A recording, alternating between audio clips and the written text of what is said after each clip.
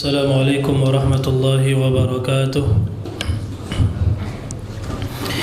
إن الحمد لله نحمده ونستعينه ونستغفره ونعوذ بالله من شرور أنفسنا وسيئات أعمالنا. من يهده الله فلا مضل له ومن يضلل فلا هادي له. أشهد أن لا إله إلا الله وحده لا شريك له وأشهد أن محمدا عبده ورسوله لا نبي بعده. يا أيها الذين آمنوا اتقوا الله حق تقاته ولا تموتن إلا وأنتم مسلمون. يا أيها الناس اتقوا ربكم الذي خلقكم من نفس واحدة وخلق منها زوجها وبث منهما رجالا كثيرا ونساء واتقوا الله الذي تساءلون به والأرحام إن الله كان عليكم رقيبا. يا أيها الذين آمنوا اتقوا الله وقولوا قولا سديدا يصلح لكم أعمالكم ويغفر لكم ذنوبكم ومن يطع الله ورسوله فقد فاز فوزا عظيما. أما بعد فإن أصدق الحديث كتاب الله وخير الهدى هدى محمد صلى الله عليه وسلم وشر الأمور محدثاتها فإن كل محدثة بدعة وكل بدعة ضلالة وكل ضلالة في النار. Ikhwani fi din, azani Allah wa iyyakum jami'an. Alhamdulillah. Marilah kita terus bersyukur kepada Allah atas segala limpahan nikmat dan karunia yang Allah berikan kepada kita. Kemudian marilah juga kita memperbanyak salawat dan salam kepada junjungan kita yaitu Nabi Muhammad sallallahu alaihi wasallam serta keluarga, sahabat dan orang-orang yang senantiasa mengikuti beliau hingga akhir zaman kelak. Bapak-bapak sekalian, ikhwani fiddin, rahimani wa rahimakumullah. Kita kembali insyaallah akan melanjutkan kajian rutin kita membahas kitab Ad-Durarul Bahiyah yang dikarang oleh Al-Imam Muhammad bin Ali Syaukani rahimahullahu taala. Nah, yang mana pada pertemuan sebelumnya kita sudah menjelaskan tentang fikih berkurban dan juga tentang walimah ya. Kita akan masuk ke pasal berikutnya. Di sini beliau katakan yaitu tentang majaa fil aqiqah ya, satu pasal tentang yang berkaitan dengan akikah ya, hukum-hukum seputar akikah. Nah, beliau mengatakan wal aqiqatu mustahabbatun wa hiya syatani 'anil dzakari wa syatun 'anil untha yauma sabi'il mauludi wa fihi yusamma wa yuhlaqu ra'suhu wa yutasaddaqu biwaznihi dhahaban aw fiddatan. Ya, beliau memulai pembahasan akikah dengan menjelaskan hukum akikah. Beliau katakan wal aqiqatu mustahabbah, dan akikah itu mustahab kata beliau. Ya, artinya hukumnya adalah sunnah. Jadi akikah itu bapak-bapak sekalian hukumnya adalah sunnah, dan ini pendapat mayoritas ulama. Ada beberapa pendapat dalam hal ini, ada 3 pendapat ya dalam hukum akikah ini. Pendapat yang pertama mengatakan akikah itu wajib. Ya, ini pendapat sebagian ulama. Pendapat kedua mengatakan sunnah. Ini pendapat mayoritas ya. Dan ada sebagian ulama mengatakan akikah itu tidak disyariatkan, bahkan hukumnya makruh. Itu pendapat Imam Abu Hanifah ya. Tapi ini pendapat yang paling lemah ya, ini pendapat yang paling lemah. Pendapat yang lebih tepat wallahu a'lam bahwasanya akikah itu adalah disunnahkan, tidak sampai wajib ya. Dan yang melakukan akikah itu adalah orang tua, bapak ya, bapak dari si anak. Nah, adapun dalil-dalil tentang disunnahkannya akikah itu banyak sekali ya, bapak-bapak sekalian. Di antaranya apa yang diriwayatkan oleh Al-Imamul Bukhari ya, bahwasanya Rasulullah sallallahu alaihi wasallam pernah bersabda ma'al ghulami aqiqatun fa ahriqu anhu daman wa amitu anhu al-adha. Ya, bersamaan dengan ghulam itu anak kecil yang lahir ya, itu ada akikahnya kata Rasulullah. Ada akikahnya. Fa ahriqu anhu daman, maka alirkanlah darah, maksudnya darah hewan akikah tadi ya. Nah, mu'amitu anhu al-adha, dan bersihkanlah gangguan itu potong rambutnya. Nah, di sini dalil bahwasanya akikah itu dianjurkan. Begitu juga dalam hadis yang lain dari hadis Samurah ya radhiyallahu an, Rasulullah sallallahu alaihi wasallam bersabda kullu ghulamin rahinatun bi aqiqatihi. Setiap anak yang baru lahir itu tergadai dengan akikahnya. para ulama berselisih pendapat tentang masalah atau tentang penafsiran, ya. Apa makna sabda Rasulullah SAW bahwasanya anak itu tergadai oleh akikahnya? Sebagian ulama mengatakan orang tuanya tidak mendapatkan pahala yang penuh dari amalan-amalan yang dilakukan oleh anaknya. Sebagian lain mengatakan bahwasanya dia tidak mendapatkan syafaat nanti di akhirat. Ya, ini beberapa tafsiran yang dijelaskan oleh para ulama. Allahu a'lam. Tudzbahu anhu yauma sabihi, yang mana akikah tersebut disembelih pada hari ketujuh dari kelahiran anak tersebut, ya. Nah, ini dalil juga hadis ini bahwasannya akikah itu disunnahkan, ya. Ketika tidak kita katakan wajib karena tidak ada dalil yang kuat. Ya, tidak ada dalil yang kuat dan jelas yang dengan jelas mengatakan bahwasanya akikah itu wajib, ya. Maka dari situ kita katakan pendapat yang lebih kuat Allahu a'lam adalah sunnah saja. Akikah adalah sunnah, dan syarat-syarat hewan yang bisa dijadikan akikah itu sama seperti syarat-syarat hewan yang bisa dijadikan kurban, sama. Persyaratan sama, ya, seperti dia nggak boleh ada 4 aib, 4 cacat itu, ya, tidak boleh buta satu matanya atau apalagi dua-duanya, tidak boleh pincang, tidak boleh sakit yang jelas sakitnya, tidak boleh kurus seperti itu, ya.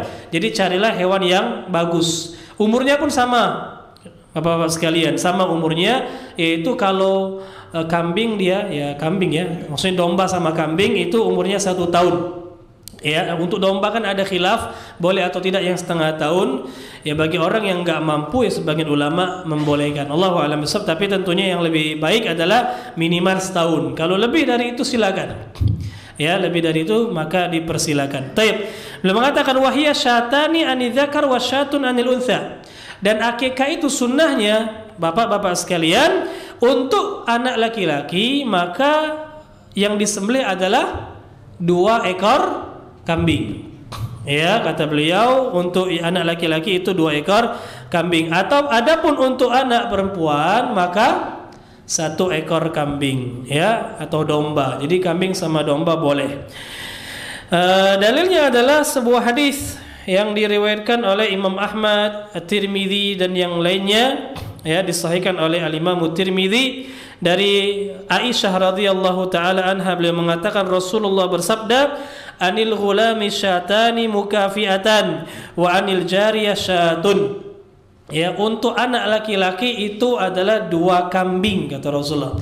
Adapun untuk anak perempuan maka 1 ekor kambing, ya. Allahu a'lam. Dan ada beberapa hadis-hadis yang lainnya yang menjelaskan bahwasanya kalau anak kita laki-laki maka 2 ekor kambing, kalau anaknya perempuan maka 1 ekor kambing. Nah, kalau anak kita laki-laki dan kita hanya mampu menyembelih 1 ekor kambing, boleh atau tidak, Pak? Kita mampunya hanya satu ekor, boleh atau tidak? Boleh. Ya, bagi orang-orang yang tidak memiliki kemampuan lebih maka diperbolehkan dia untuk mengakikahkan anaknya, meskipun anaknya laki-laki, boleh 1 ekor kambing. Dalilnya apa? Dalilnya adalah hadis, ya, yang diriwayatkan oleh Al-Imam Abu Dawud, An-Nasa'i, ya, dan yang lainnya disahihkan oleh beberapa ulama dari sahabat yang mulia Abdullah bin Abbas radhiyallahu anhuma. Beliau mengatakan anna Rasulullah sallallahu alaihi wasallam aqqa anil Hasan wal Husaini kabshan. Rasulullah mengakikahkan cucu beliau, siapa? Hasan dan Husain, itu 1 kambing, domba, ya, 1 domba, kibas, 1, ya. Nah, jadi enggak 2. Wallahu a'lam bissawab. Baik. Nah, dari sini para ulama mengatakan berarti boleh untuk anak laki-laki itu 1 ekor kambing, tentunya bagi kita yang tidak memiliki kemampuan. Karena hukum asalnya itu kalau anak laki-laki kan 2. Tapi kalau kita nggak mampu, daripada tidak, jangan nunggu 2, ya. Kita kadang-kadang nanti duitnya baru cukup untuk beli 1 ekor kambing, ya. Nanti ya ditunggu sampai bisa beli 2 ekor. Yang ada malah duit tadi maka kepake untuk beli yang lain. Ya. Tidak masalah, insya Allah 1. Ya, nanti kalau Allah kasih kelebihan rezeki lagi, ya tambah lagi satu, tidak masalah, diperbolehkan. Ya, diperbolehkan. Allahu a'lam bishawab. Taib. Dan para ulama sepakat bahwasanya untuk anak perempuan itu 1 ekor kambing. Nah, untuk anak laki-laki tadi memang jumhur mengatakan 2 ekor, tapi ada sebagian ulama mengatakan boleh 1 ekor berdasarkan tadi Rasulullah mengakikahkan Hasan dan Husain itu 1 ekor ya. Ya, lebih bagus kita bawakan itu boleh kalau kita enggak memiliki kemampuan lebih. Tapi kalau mampu maka hendaklah 2 ekor kambing. Nah, jadi akikah itu kambing ini ulama sepakat. Ya, akikah itu kita menyembelih kambing ini sepakat ulama ya. Nah, sekarang pertanyaannya, boleh enggak akikah dengan hewan lain, Pak? Ya, sapi atau onta misalnya. Boleh atau tidak? Boleh atau tidak? Terjadi perselisihan di antara para ulama. Sebagian mengatakan tidak boleh. Kenapa? Ya karena dalilnya itu kambing ya. Sedangkan dalam hadis kan Rasulullah mengatakan man amila amalan laisa alaihi amruna fahuwa raddun. Barang siapa yang beramal dengan satu amalan yang tidak ada dalilnya, tuntunannya, maka tertolak. Dan setahu saya tidak ada dalil bahwasanya Rasul itu akikahnya dengan sapi. Ya, atau nyuruh sahabat akikah dengan sapi. Tidak, yang ada itu kambing. Allahu a'lam. Tapi sebagian ulama mengatakan boleh. Ya, mereka mengatakan ya intinya adalah kita mengalirkan darah. Nah, karena keumuman sabda Rasulullah tadi, ya, karena Rasulullah tadi mengatakan apa dalam hadis riwayat Bukhari tadi, bagi anak ya, anak kecil yang baru lahir itu kan ada akikahnya. Kata beliau, maka tumpahkanlah darah hewan. Nah, di sini kata ulama itu umum. Yang penting darah hewan, nah berarti sama seperti korban. Tatkala boleh dengan kambing, boleh juga dengan sapi dan onta, maka sama aja. Yang penting ada darah hewan yang ditumpahkan, ya dikiaskan juga dengan korban. Seperti itu. Allahu a'lam. Jadi berdasarkan keumuman hadis dan dikiaskan dengan korban tadi, berarti ya enggak masalah juga. Ya, seperti itu. Allahu a'lam. Syekh Abdul Muhsin Al-Abbad Al-Badr hafizahullah pernah ditanya boleh atau tidak mengakikahkan dengan sapi. Beliau mengatakan boleh. Beliau mengatakan boleh akikah dengan sapi. Cuma ya tidak seperti korban. Kalau kita mau akikah dengan sapi, kata beliau boleh, tapi tidak sama seperti hewan korban. Kalau korban satu sapi bisa untuk berapa orang, Pak? 7, ya kan? Tapi kalau akikah satu sapi 1 orang. Ya silakan, nggak masalah. Tapi satu sapi itu untuk 1 orang anak. Jangan sampai kita punya anak 7, ya kan? Belinya cuma 1 ekor sapi. Enggak. Kalau anaknya 7, sapinya 7. Ya, kalau nggak mampu ya tadi kambing. Seperti itu. Allahu a'lam bishawab. Jadi intinya ini memang masalah perselisihan di kalangan para ulama. Boleh atau tidaknya ya. Ya afdalnya pakai kambing lah.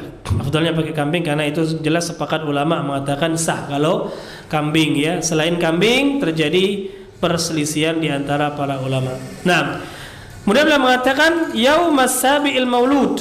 Akikah itu dilakukan pada hari ke-7. Ya, dalilnya tadi hadis Samurah bin Jundub tadi yang sudah kita bacakan. Bahwasanya akikah itu disembelih pada hari ke-7. Ya.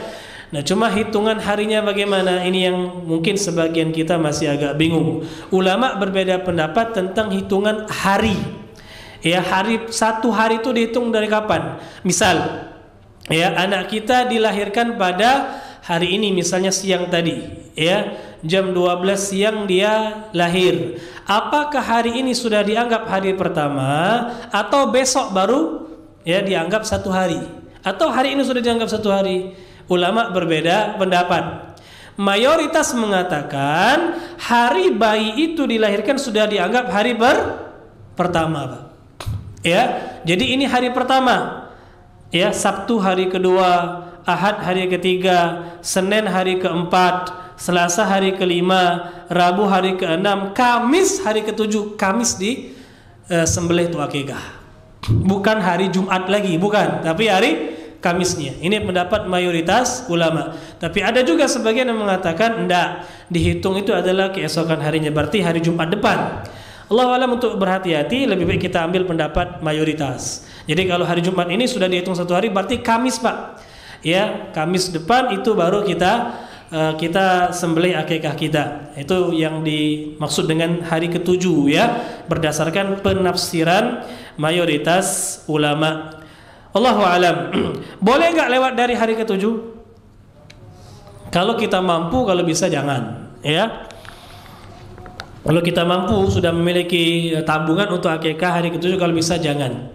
Tapi kalau memang tidak ada kelebihan duit untuk beli itu, cukup untuk makan sehari-hari saja, maka Allah alam boleh. Ya, nah cuma kapan dianjurkan kita untuk akikah tersebut? Nah, ada sebagian ulama yang berijtihad seperti kalau tidak salah Imam Syafi'i, ya, beliau berijtihad bahwasanya dianjurkan kalau kita sudah lewat 7 hari untuk kita akikah pada kelipatan hari ke-7, hari ke-14, ya, nggak bisa hari 21, nggak bisa 28 dan seterusnya, ya, kelipatan dari hari itu 7, silakan, ya, itu lebih bagus, ya, ijtihad ya, beliau, Allahu alam. Tapi ulama lain mengatakan nggak perlu seperti itu. Intinya kalau sudah lewat hari ke-7 terserah mau hari keberapa saja, ya. Cuma yang harus usahakan kalau bisa jangan sampai anak tersebut baligh, ya, diusahakan seperti itu. Kalau bisa jangan sampai dia baligh, itu kita sudah akikahkan, ya. Allahu a'lam bishawab. Kemudian beliau mengatakan lagi di antara adab-adab yang hendaklah kita lakukan ketika kita dikaruniai seorang anak, beliau katakan wa yusamma wa fihi yusamma wa yuhlaqu ra'suhu.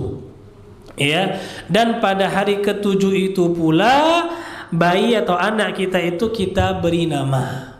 Ya. Dalilnya adalah hadis Samurah bin Jundub tadi. Ya, sambungan dari hadis tersebut Rasulullah mengatakan wa yusamma fihi wa yuhlaq ra'suhu. Dan anak itu pada hari ke-7 dikasih nama. Ya, dikasih nama. Apa hukum ngasih nama pada anak, Pak? Hah? Hukum ngasih nama itu apa hukumnya? Sunnah atau wajib? Hah? Sunnah atau wajib? Sunnah. Berarti nggak apa-apa nggak dikasih nama. Manggilnya apa? Woi, woi, woi, woi. Gitu manggil anak ya. Ya. Dijelaskan oleh Syekh Saleh Al-Utsaimin, beliau mengatakan bahwasanya ulama sepakat ngasih nama kepada anak itu wajib. Wajib. Kenapa? Karena itu yang diamalkan oleh kaum muslimin dari zaman ke zaman dan tidak ada yang menyelisih. Ya, tidak ada seorang pun dari kaum muslimin para ulama dari zaman Nabi SAW yang mereka punya anak nggak dikasih nama, nggak ada. Ya, ini menunjukkan berarti wajibnya kita ngasih nama kepada anak kita. Dan juga kalau nggak ada nama, gimana manggilnya? Ya, gimana manggil anak tersebut? Jadi memang harus dikasih nama anak kita. Ya, Allahu a'lam. Dan ya, adab-adab dalam memberikan nama itu banyak, ya, dijelaskan oleh para ulama. Di antara adab dalam memberikan nama anak itu hendaklah kita ngasih nama anak itu yang bagus, ya, lafaz dan maknanya yang bagus, lafaz dan maknanya, ya. Kalau bisa yang berbahasa Arab itu bagus, ya, itu lebih bagus karena bahasa Arab adalah bahasa pilihan Allah, ya, untuk Quran dan hadis. Jadi lebih bagus kita kasih nama anak-anak yang berbahasa Arab, ya. Ya, lebih bagus lagi adalah nama-nama yang disandarkan kepada nama Allah. Abdu ditambah nama Allah. Ya, Abdullah, Abdurrahman, ya, Abdurrahim misalnya. Apalagi nama Allah lagi yang lainnya. Ya, Abdus Sami, Abdul Basir misalnya, enggak apa-apa, boleh. Ya, seperti itu. Itu nama-nama Allah Subhanahu wa taala. Nah, boleh Pak, silakan nama-nama yang seperti itu, ya. Itu bagus kata para ulama, ya. Dan memang ada anjuran dari Rasulullah SAW bahwasanya nama yang bagus, yang paling baik itu adalah Abdullah dan Abdurrahman. Ya, Abdullah dan Abdurrahman. Jadi kalau kita mau kasih anak kita ada abdunya, itu disandarkan kepada nama Allah. Tidak boleh disandarkan kepada selain Allah, nggak boleh. Ya, nggak boleh. Kalau ada kata-kata abdu itu harus disandarkan kepada Allah atau salah satu dari nama-nama Allah Subhanahu wa taala. Kalau disandarkan kepada makhluk, hukumnya adalah terlarang. Ya. nggak boleh. Karena makna abdu itu apa? Hamba. Ya, dan ini sering dilakukan oleh orang-orang Syiah. Orang-orang Syiah itu ngasih nama anaknya Abdul Hasan, Abdul Husain, ya, hambanya Hasan, hambanya Husain, ya, karena mereka ini orang-orang yang gulu, ya. Sebagian orang Syiah kan menuhankan Ali dan keturunannya seperti itu. Ya, ini terlarang, tentunya tidak diperbolehkan. Ya, dan di antara nama yang baik juga apa yang Rasulullah mengatakan, yang Rasulullah sabdakan, misalnya Hammam. Ya, Hammam itu ada anjuran Rasulullah, kita kasih nama anak kita Hammam.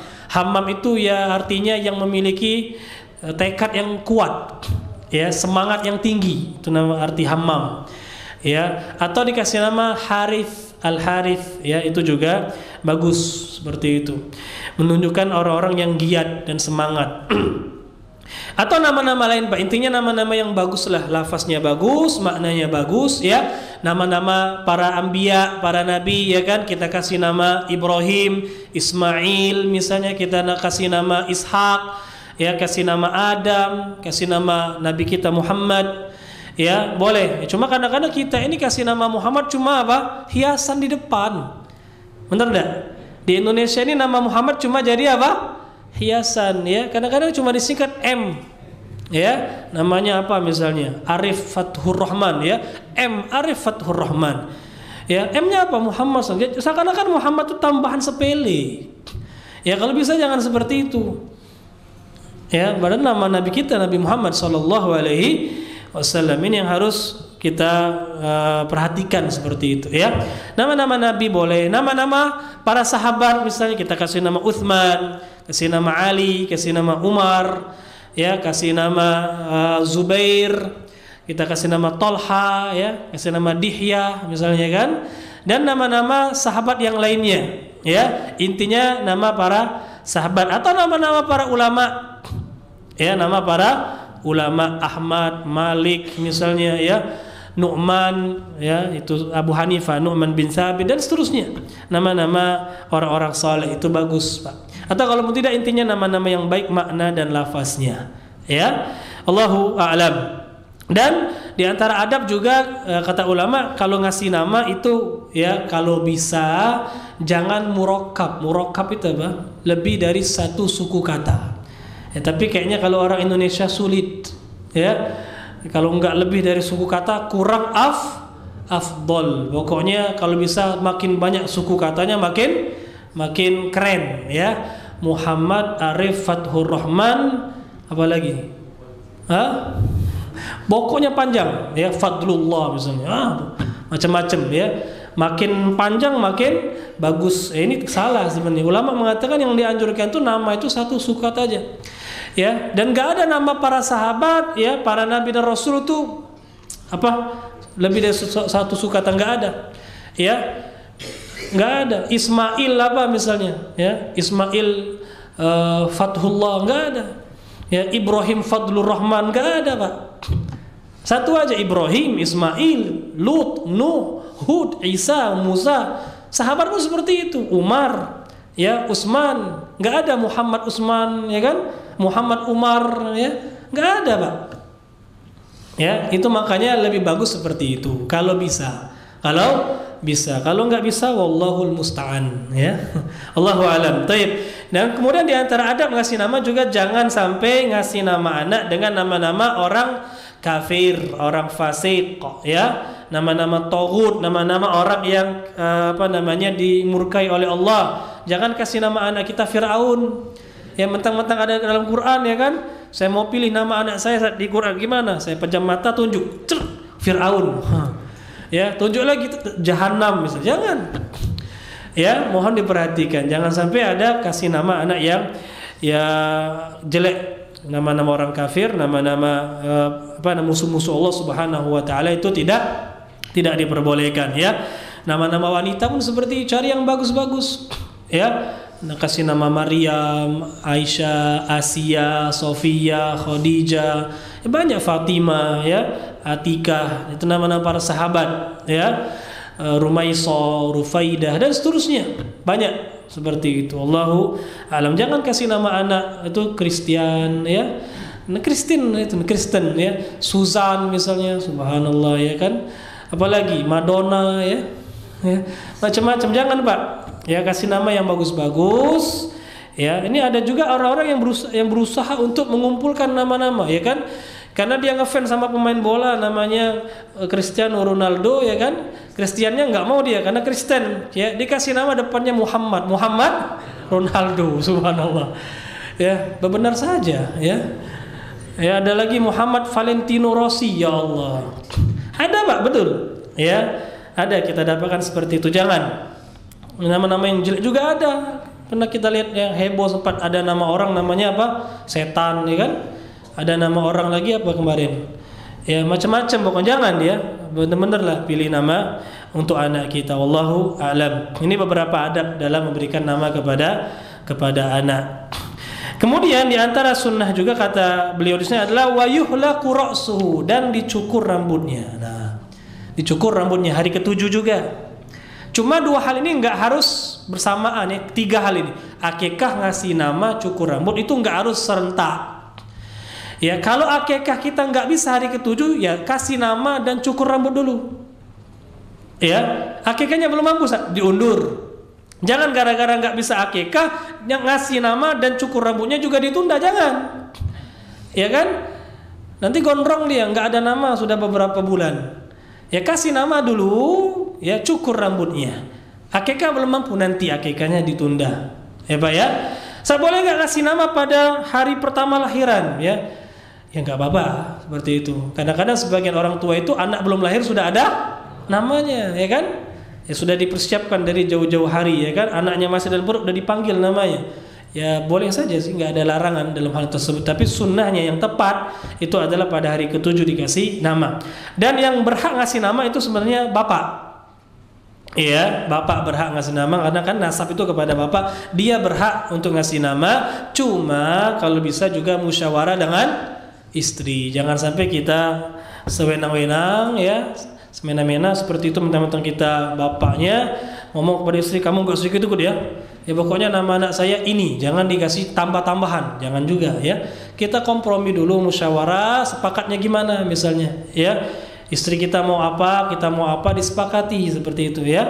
Allahu a'lam. Baik.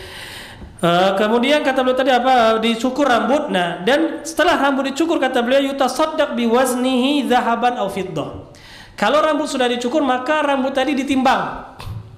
Ya, sudah dapat ukuran timbangannya maka disedekahkan seharga emas atau perak. Boleh emas, boleh perak, Pak. Ya, berdasarkan hadis Fatimah binti Rasulullah sallallahu alaihi wasallam, ya, beliau mencukur rambut rambut Husain, dan beliau menimbangnya lalu menyedekahkan semisal perak, ya, dari berat rambut tersebut, perak kalau dalam hadis. Tapi ulama sebagian ulama mengatakan boleh juga dengan emas, nggak masalah juga ya. Tentunya kalau pakai emas itu lebih mahal ya. Timbang rambutnya berapa? 1 gram. Alhamdulillah.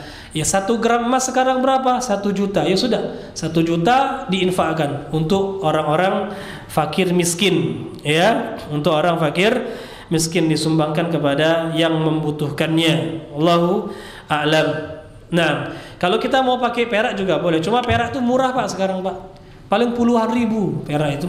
1 gramnya itu puluhan ribu, jauh. Jadi ya, kalau saran saya ya kalau mau pakai perak ya jangan benar-benar disamakan dengan timbangan rambutnya, sedikit sekali. Lebihkanlah. Ya rambutnya misalnya berapa gram ya kan, perak cuma beberapa, kita kasih lebih lah. Ya supaya pahalanya insyaallah lebih besar, karena sedekah itu makin besar yang kita keluarkan insyaallah pahalanya juga bisa lebih besar. Wallahu a'lam bishawab. Ini beberapa hal yang beliau jelaskan tentang masalah akikah dan adab-adab seputar anak yang Allah karuniakan kepada kita. Wallahu a'lam. Nah, selesai pembahasan ini kita lanjut pembahasan berikutnya. Pembahasan berikutnya beliau mengatakan Kitabu At-Tib, yaitu tentang fikih pengobatan. Nah, fikih pengobatan. Jadi dimasukkan juga oleh beliau di sini At-Tib. Ya tib itu ya pengobatan, seperti itu juga. Kalau di zaman sekarang juga termasuk kedokteran, itu ilmu tib juga ya. Bahasa Arabnya itu tib. Makanya kita sering mendengar kata-kata tibun nabawi Ya, dengan tadi kata-kata tibbun nabawi itu pengobatan ala Nabi. Ya. Sebagian ulama ada yang mengatakan ya nggak benar ya. Kita bikin istilah tibbun nabawi itu nggak benar. Sebagian ulama nggak setuju dengan ungkapan atau istilah tibbun nabawi. Ya nggak ada yang namanya tibbun nabawi itu nggak ada. Sebagian ulama mengatakan seperti itu. Ya, memang Rasulullah SAW menjelaskan beberapa cara pengobatan ya. Tapi untuk kita katakan ini pengobatan ala Nabi seakan-akan benar-benar itu sunnah, ya sebagian ulama nggak terima ini, mengkritisi itu. Ya, karena pengobatan-pengobatan yang ada dalam Islam itu ya sekedar pembolehan, boleh mengobatkan dengan cara seperti itu, boleh seperti itu. Ya, nah ada juga sebagian orang yang berlebihan tentang menyikapi tibbun nabawi ini. Ya, yang lebih parah itu ada orang-orang yang membenturkan antara tibbun nabawi itu pengobatan yang dibolehkan oleh Nabi SAW dibenturkan dengan pengobatan modern. Ini nggak benar, Pak. Karena hukum asal pengobatan selama tidak bertentangan dengan syariat itu apa? Boleh. Nggak ada pertentangan. Ada orang anti minum obat kimia. Kenapa? Kan ada madu, kan ada habbatus sauda. Ya betul, silakan, itu boleh dibolehkan oleh apa? Rasul Shallallahu Alaihi Wasallam. Bagus antum mau minum madu, ya kita percaya dengan apa yang dijelaskan oleh Allah dan Rasulullah. Madu itu kata Allah fihi syifa, di dalamnya ada obat yang bisa menyembuhkan. Ya, adapun habbatus sauda itu kata Rasulullah syifaun likulli da, obat dari segala macam penyakit kecuali kematian. Kalau mati itu nggak ada obatnya, ya. Kalau sudah ajalnya sudah mati dia. Antum mau mati minum habbatus sauda 2 kilo, nggak sembuh, Pak. Tetap mati, mungkin tambah cepat matinya. Ya, kalau sudah mau mati ya mati, nggak ada obatnya. Allahu a'lam. Nah, jadi jangan dibentur-benturkan. Boleh-boleh saja. Ya, karena orang yang membenturkan ini dia pasti nggak akan bisa konsisten dengan pendapatnya, Pak. Suatu saat pasti dia membutuhkan pengobatan modern. Ke dokter ya, berobat dengan bahan kimia dan seterusnya, operasi dan seterusnya, mau nggak mau ya, maka jangan anti-antian. Selama memang nggak bertentangan dengan syariat, tidak ada alasan kita untuk melarang ya. Allahu a'lam bishawab. Baik, beliau jelaskan di sini beberapa hukum berkaitan dengan masalah pengobatan. Beliau katakan ya juzut tadawi. Pembahasan pertama, poin pertama yang menjelaskan adalah diperbolehkan kita untuk berobat. Jadi berobat itu boleh. Ya, berobat itu diperbolehkan. Bahkan berobat termasuk salah satu cara kita melakukan usaha. Ya, akhdhul asbab, mengambil sebab. Ya, yang mana sudah kita jelaskan, mengambil sebab itu tidak menafikan apa? Tawakal. Tidak bertentangan dengan tawakal, Pak. Bahkan kedua-duanya itu harus digabungkan. Al-Imam Ibnul Qayyim rahimahullah menjelaskan, orang yang hanya bertawakal tapi tidak mau berusaha, tidak mau mencari sebab, maka dia adalah orang yang kurang akalnya. Ya, itu orang yang kurang akalnya. Diam di rumah, kamu gak kerja, saya tawakal. Ya, kalau sudah Allah kasih rezeki, insya Allah rezeki akan datang. Betul. Ya, perkataan itu betul. Kalau sudah Allah rezeki, pasti rezeki itu datang. Tapi antum diam di rumah itu adalah kurang akal. Ya, karena kalau memang mau melakukan hal itu juga kita boleh tawakal, itu bahkan wajib tawakal ya. Tapi harus ada usaha. Ya, harus ada usaha. Sakit, kamu kan nggak mau berobat, kalau Allah takdirkan sembuh, betul ya. Tapi kita juga dianjurkan untuk apa? Berobat. Nggak bertentangan kok. Ya, berobat dulu. Nah, nanti baru tawakal kepada Allah Subhanahu wa ta'ala. Jadi orang yang hanya tawakal, nggak mau berusaha, ngambil sebab, itu orang yang kurang akalnya. Sebaliknya, orang yang hanya mengaitkan ya hasil itu hanya pada usahanya saja, terlalu berlebihan ya dalam masalah usaha dan mengambil sebab dan tidak bertawakal, itu orang yang berbuat kesyirikan. Ya, syirik dia hanya yakin dengan usahanya, dia hanya yakin dengan sebab-sebab yang dia lakukan, dia nggak yakin bahwasanya itu semua takdir Allah Subhanahu wa taala. Ini orang-orang yang berbuat kekufuran dan kesyirikan. Ya, jadi kita gabungkan dua-duanya, Pak. Kita usaha dulu, cari sebab-sebab yang bisa kita lakukan, setelah itu baru tawakal, ya. Allahu a'lam. Jadi berobat itu diperbolehkan dengan hal-hal yang memang tidak bertentangan secara syariat. Ya. Nah, dalil tentang bolehnya berobat itu banyak sekali, di antaranya apa yang diriwayatkan oleh Imam Muslim dari sahabat Jabir bin Abdullah. Beliau mengatakan bahwasanya Nabi sallallahu alaihi wasallam bersabda, likulli da'in dawa fa idza usiba dawa'ud bari'a bi idznillah. Setiap penyakit itu ada obatnya. Ini yang harus kita imani, Pak. Ya, setiap penyakit itu ada obatnya. Ya, kalau kita lihat ada penyakit tetapi nggak ada obatnya, Zat, nggak ada. Cuma dalam hadis lain Rasulullah mengatakan apa? Alimahu man alimahu wa jahilahu man jahilahu. Ada obatnya, cuma yang tahu ya tahu, yang nggak tahu nggak tahu. Ya, Ustaz, HIV/AIDS sampai sekarang nggak ada obatnya, bukan nggak ada, belum diketahui.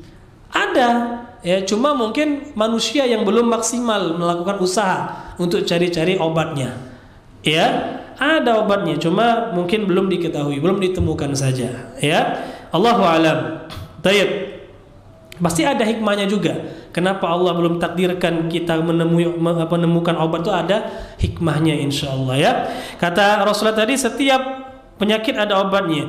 Kalau obatnya itu ya pas dengan penyakitnya, maka sembuh insyaallah dengan izin Allah, kata Rasulullah. Dengan izin Allah. Dalam hadis yang lain dari Abu Hurairah riwayat Bukhari, beliau mengatakan bahwasanya Rasulullah bersabda, "Ma anzalallahu min da'in illa anzala lahu syifaa." Tidaklah Allah menurunkan suatu penyakit kecuali Allah juga turunkan obatnya. Ya, obatnya. Allahu a'lam.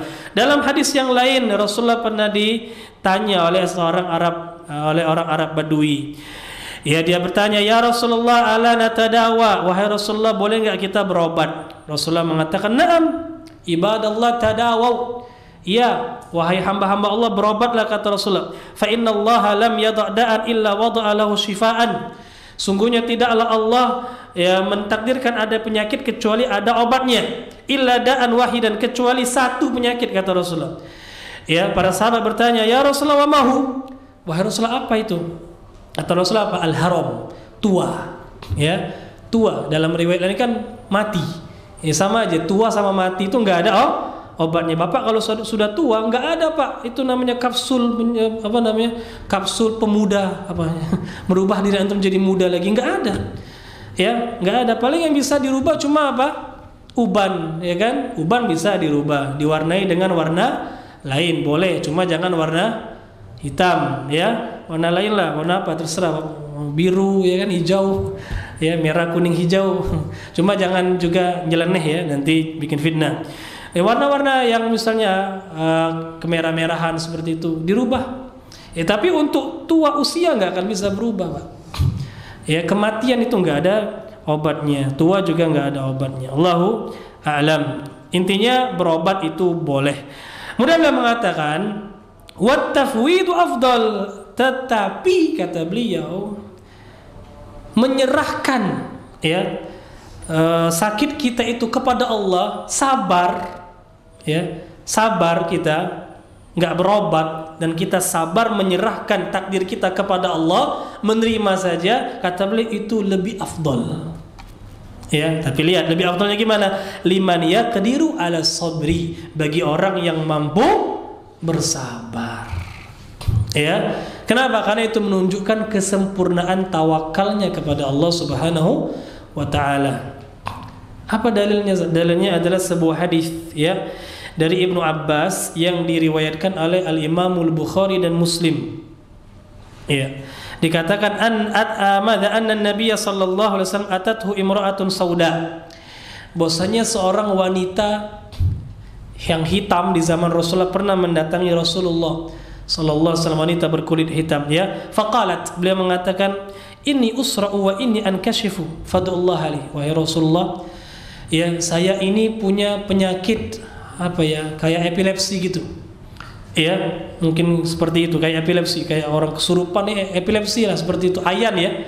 Ya, kalau udah kambuh kan tahulah kita gimana, ya. Wa ini ankashif. Kalau sudah kambuh ya Rasulullah, itu aurat saya terbuka. Aurat saya terbuka. Namanya orang kambuh ayamnya sudah nggak sadar, ya kan? Terbuka auratnya. Tolong doakan saya ya Rasulullah agar disembuhkan. Maka Rasulullah bertanya kepada wanita ini, in syi'ti sabarti walakil jannah wa in syi'ti da'autullaha an yu'afiyaki. Kalau kamu boleh milih, kata Rasulullah. Kalau kamu mau saya doakan, kalau kamu mau kamu sabar, kamu bersabar, ya, dan kamu akan masuk surga dengan kesabaran tersebut. Luar biasa, ya. Tapi kalau kamu mau, ya saya doakan agar Allah menyembuhkanmu. Silakan pilih mau yang mana. Ya, mau berusaha saya doakan sembuh atau sabar masuk surga. Ya, luar biasa. Ini pilihan yang masya Allah, ya. Apa kata wanita tersebut? Asbir. Kalau begitu saya sabar ya Rasulullah. Kalau begitu saya sabar karena ganjarannya surga. Dan tidak semua orang bisa seperti itu. Mungkin kalau kita sakit parah, udah sakit bener, dikasih pilihan, ya, kamu mau sembuh seketika atau masuk surga, ya. Mungkin ada sebagian kita yang lemah imannya, yang penting sembuh, ya. Itu tergantung iman. Kalau sakitnya udah sangat parah, ya kan? Kalau sakitnya sudah sangat parah. Nah, wallahu a'lam. Maka dari hadis ini kata beliau berarti lebih bagus untuk bersabar. Ya, dan di antara dalil yang juga beliau gunakan adalah hadis tentang 70.000 orang yang masuk surga tanpa hisab, tanpa adab. 70.000 orang yang masuk surga tanpa hisab, tanpa adab. Ciri-ciri mereka apa, Pak? Ya, mereka enggak minta diruqyah, ya kan? Tidak berobat dengan besi panas. Ya, artinya gimana? Mereka sabar dengan penyakit mereka dan tawakal, kata Rasulullah, kan? Mereka bertawakal kepada Rabb mereka, kepada Allah Subhanahu wa taala. Itu ciri-ciri orang masuk surga tanpa hisab, tanpa azab. Tawakalnya sempurna, tauhidnya sempurna, kesabarannya sempurna. Ya. Nah, dari sini kata beliau berarti lebih afdol kita sabar, ya. Sekali lagi, bagi orang yang sabar maka afdolnya dia sudah serahkan kepada Allah. Ya. Adapun orang yang enggak mampu sabar, maka afdolnya dia berobat. Ya, kalau dia nggak bisa sabar, wah, ngeluh terus mulutnya itu, ya, sakit sedikit, aduh lebih baik mati saya dan seterusnya, wah, ngoceh-ngoceh nggak karu-karuan, maka lebih baik dia berobat, ya, agar segera sembuh dan ya tidak berkeluh kesah lagi seperti itu, ya. Jadi ini perinciannya kata beliau. Allahu a'lam bishawab. Nah, azan ya, hah? Ya, kita cukup sampai di sini, kita adzan dulu, nanti baru kita lanjutkan lagi. Allahu a'lam.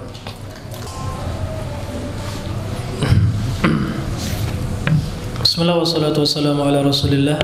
Kita lanjutkan, masih sedikit lagi pembahasan tentang fikih pengobatan ini. Beliau mengatakan wa yahrumu bil muharramat, dan haram, ya, berobat dengan benda-benda yang diharamkan, ya, berobat dengan khamr, ya, dengan bir dan seterusnya, itu nggak boleh. Nggak ada pengobatan dengan benda-benda haram, itu tidak boleh.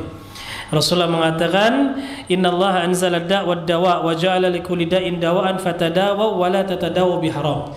Sungguhnya Allah itu menurunkan penyakit dan obatnya, dan setiap penyakit Allah jadikan ada obatnya. Maka berobatlah dan jangan berobat dengan yang haram, kata Allah.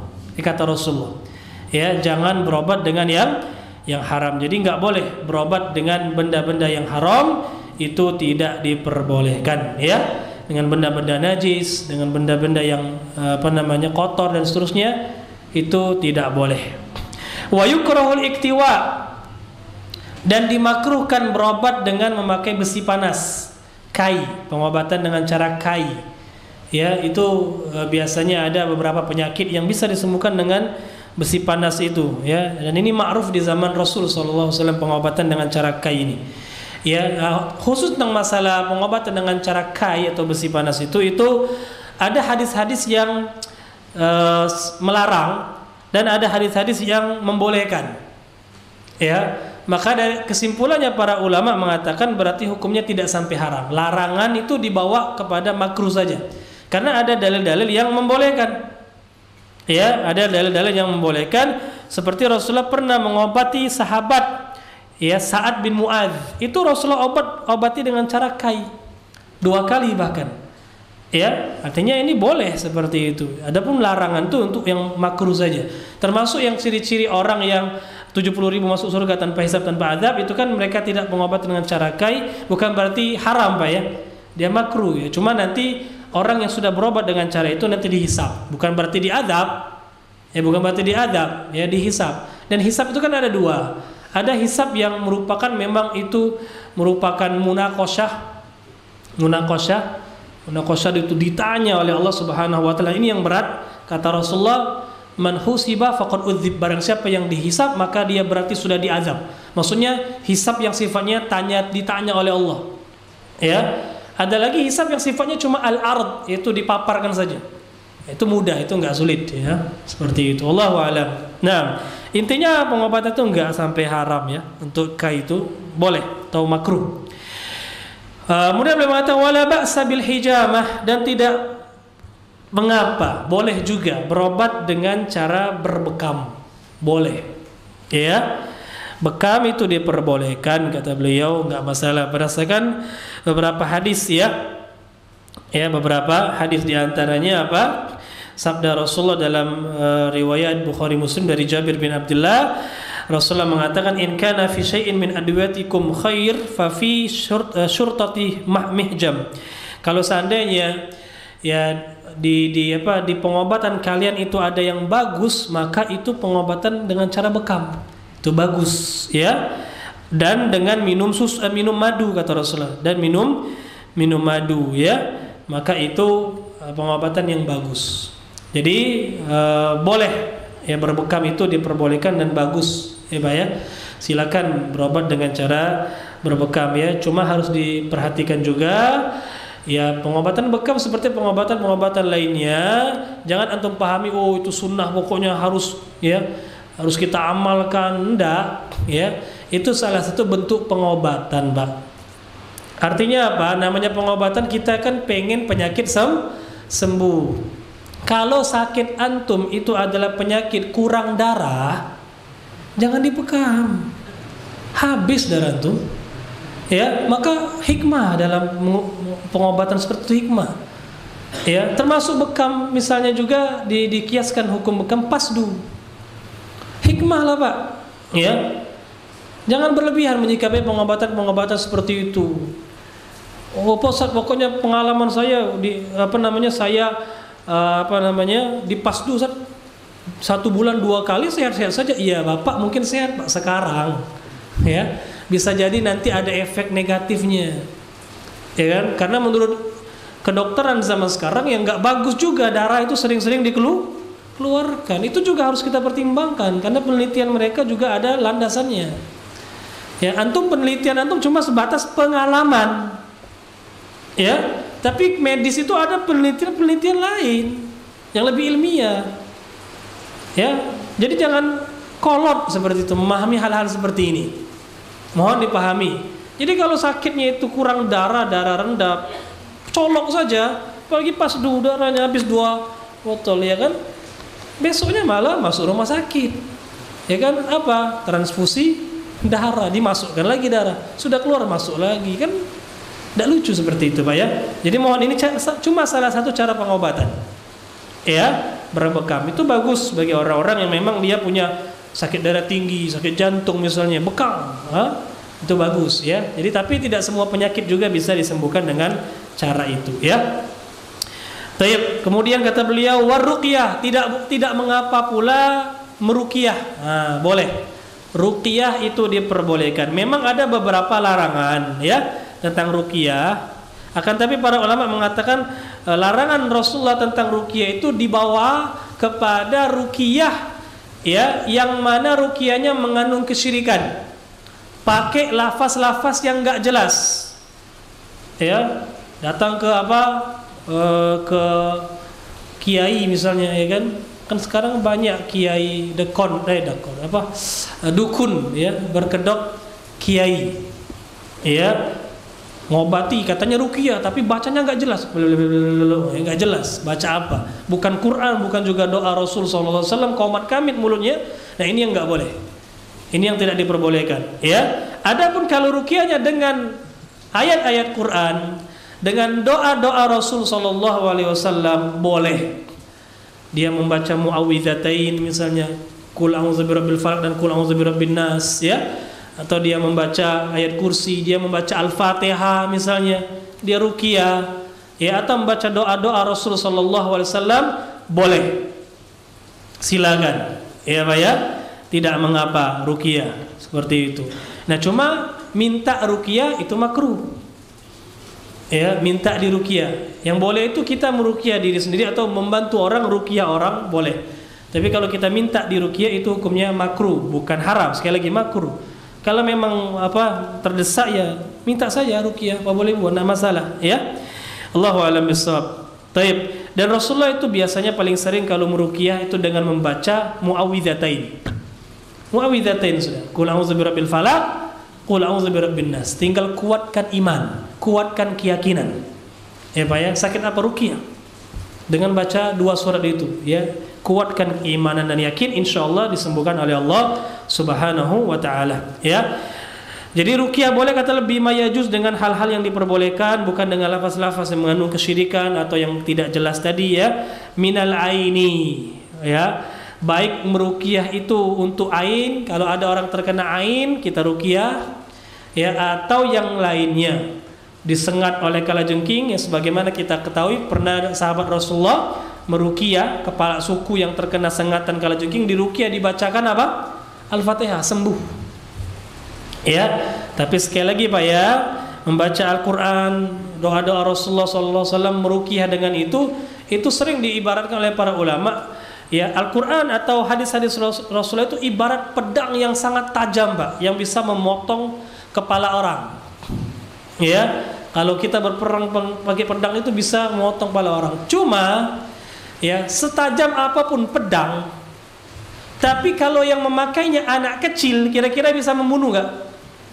Nggak bisa. Anak kecil ngangkat pedangnya aja mungkin kesulitan. Begitu juga Quran, meskipun yang dibaca Quran, yang dibaca hadis-hadis Nabi, tapi kalau yang membacanya itu keimanannya itu masih kayak anak kecil, nggak manfaat. Ya, orang fasik, ya, biasa dia makan riba, biasa dia meninggalkan sholat, tiba-tiba tuh jadi tukang ruqyah, nggak mempan ruqyahnya. Yang ada malah sakitnya tambah parah. Ya, kesurupan diruqyah oleh orang-orang yang tidak taat beragama, ya, bukan ahlu sunnah. Ya, yang ada malah setannya nanti ngejek dia, ya kan? Inti sholat aja jarang katanya. Nah, kan nggak enak, ya, tukang ruqyahnya kena ejek, ya. Jadi ini mohon diperhatikan. Betul ruqyah itu dengan ayat-ayat Al-Quran, insya Allah ada manfaat, ya, tentunya dengan izin Allah dan tadi syarat-syaratnya. Allahu a'lam bishawab. Barakallahu fikum. Ini beberapa poin yang beliau jelaskan tentang masalah fikih pengobatan. Insya Allah sampai sini dulu. Kita masih ada beberapa hal lainnya, masih banyak ya sebenarnya. Tentang beberapa fikih-fikih yang lain insya Allah akan kita jelaskan pada pertemuan selanjutnya. Di antaranya poin selanjutnya ini adalah tentang masalah wakalah. Wakalah itu masalah perwakilan, ya. Begitu juga tentang masalah doman. Doman itu adalah penjaminan, ya. Dan yang lainnya masih banyak fikih-fikih yang akan kita jelaskan insyaallah, yang beliau jelaskan dalam kitab Durarul Bahiyah ini. Barakallahu fikum, mudah-mudahan yang disampaikan bermanfaat. Sebelum kita tutup, kalau ada yang ingin ditanyakan, silakan, tentang akikah ataupun yang lainnya. Silakan. Waalaikumsalam warahmatullahi wabarakatuh. Yang mau saya tanyakan masalah itu yang digunakan untuk rambut anak tadi Ustaz. Yang tadi rambutnya tadi itu diubah Ustaz. Sekarang kebanyakan berkembang masyarakat karena dari Ustaz. Jadi kalau untuk yang hewan tadi kan dibagikan harus dimasak kan Ustaz. Atau mentah Ustaz. Nah, ada yang berpendapat kambing tadi dimasak, yang untuk pemutih rambut tadi diberi telah berat, jadi dibikin masak, sedangkan untuk lauk-lauk lain, tambah sayur lain kan. Nah, apakah itu diperbolehkan? Iya, untuk kambing, ya, apakah harus dimasak atau tidak akikah tadi? Maka jawabannya tidak harus. Cuma ulama mengatakan bagus kalau mau dimasak, disajikan sudah berbentuk makanan yang siap santap, bagus. Ya, dibikin gulai, ya, kari dan seterusnya misalnya, itu lebih bagus Pak, lebih bagus. ya. Tapi kalau kita mau kasih mentah juga nggak apa-apa, ya. Tapi biasanya kan orang tuh lebih senang kalau sudah dalam bentuk masakan. Jadi lebih bagus, apalagi sudah kebiasaan kita kan seperti itu, ya. Nah, kemudian apakah sedekah yang rambut ditimbang tadi boleh kita jadikan tambah-tambahan untuk akikah? Boleh, insyaallah, tidak masalah. Karena sama-sama disedekahkan, ya. Kita kasih orang-orang makan itu insyaallah nggak masalah, ya. Dikasih makan kepada orang-orang, ya. Itu insyaallah diperbolehkan, ya. Allahu a'lam bishawab. Nah, jadi tapi kalau mau bentuk duit juga boleh. Misalnya harga emas atau perak berapa kita duitkan, dikasih duit kepada orang fakir miskin, itu juga boleh, ya, tidak masalah insyaallah. Itu dirubah jadi makanan juga boleh. Allahu a'lam bishawab. Nah, masih ada pertanyaan? Tidak ada? Kita cukup sampai di sini. Mudah-mudahan bermanfaat. Lebih kurang saya mohon maaf kepada Allah.